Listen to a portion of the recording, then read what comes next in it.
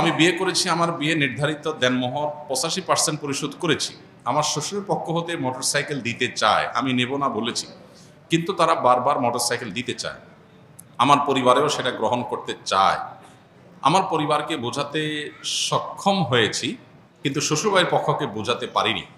এ মাসে মোটরসাইকেল কিনে দিতে চায়, এটা গ্রহণ করা ঠিক হবে কিনা? আপনি যখন নিতে চাচ্ছেন না, ওনারা জোরাজোরি করছেন, মোটরসাইকেল আপনি আমাকে দিতে পারেন, তাহলে মাসআলাগতভাবে শ্বশুরও বিপদে পড়বে না, আপনিও বিপদে পড়বেন না।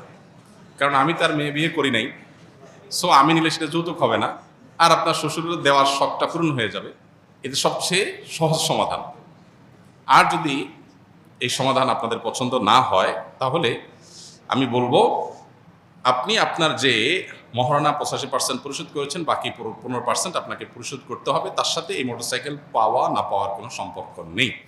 শ্বশুরকে বোঝাতে হবে বিষয়টা, আপনি কেন নিতে চাচ্ছেন না, এই জিনিসটা তাকে বোঝাতে হবে। তাকে বলতে হবে যে আপনি আপনার মেয়েকে বা জামাই হিসাবে ছেলের মতো আমাকে আপনি স্নেহ করে কোনো কিছু দিতে চান, সেটা ইসলাম নিষেধ করে না। হাদিয়া দেওয়া মোটা দাগে নিষেধ না, কিন্তু বিবাহের আগে পরে ছেলে পক্ষকে এই জাতীয় জিনিসপত্র দেওয়াটা সামাজিক কালচার সংস্কৃতির অংশ হয়েছে। এইটা যদি আপনি দেন, এটা একটা দৃষ্টান্ত। আরেক বাবা তিনি তার কন্যার জামাইকে তার দিতে হবে, মানসিক চাপ তৈরি হবে, কারণ সমাজে যখন সবাই দেয় একটা রেওয়াজে পরিণত হয়। অতএব এটা ভাঙা দরকার। আমরা শ্বশুর জামাই মিলে ডিসিশন নেই, এটাকে আমরা ভাঙার চেষ্টা করি। আপনি আমাকে এমন কিছু দেন যেটা আসলে সমাজে যৌতুক হিসাবে দেয় না। মোটরসাইকেল তো যৌতুকের কমন একটা আইটেম। যৌতুকের কমন আইটেমগুলোর ভিতরে কি? মোটরসাইকেল, ফ্রিজ, টিভি, সোফা, তারপরে এই জাতীয় আরও যেসব বিষয়গুলো আছে, এগুলো হলো যৌতুকের একেবারে কমন আইটেম। আপনি ডাইরেক্ট যৌতুকের আইকনিক আইটেম দিলে যৌতুকটা সমাজে আরও প্রতিষ্ঠিত হবে। আপনি যদি আপনার শ্বশুরকে জিনিসটা ভালো করে বুঝাইতে পারেন, তাহলে আমার মনে হয় না অসুবিধা হবে। তারপর যদি না বুঝাতে পারেন, তাহলে শ্বশুরকে আপনি বলেন যে ঠিক আছে, আপনিও খুশি থাকেন, আমিও খুশি থাকি, চলেন সাইকেলটা কোনো হুজুরে দিয়ে দিন। সেটা তো দিবে না, জামাইকেই দিবি।